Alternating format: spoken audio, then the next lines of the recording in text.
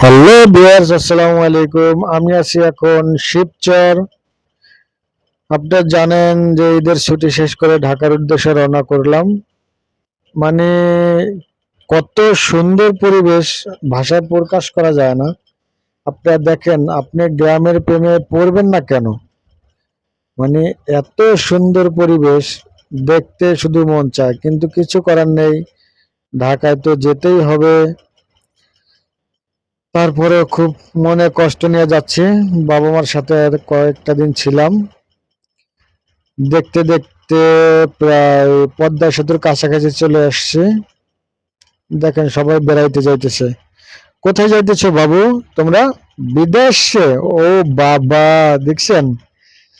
আমি জিজ্ঞেস করলাম, বাবু তোমরা কোথায় যাও? বলে যে বিদেশে। মানে বিদেশে। ধলাবিলের ডায়লগটা এত ভাইরাল হয়েছে। সবাই ভালো থাকবেন, সুস্থ থাকবেন। আসসালামু আলাইকুম।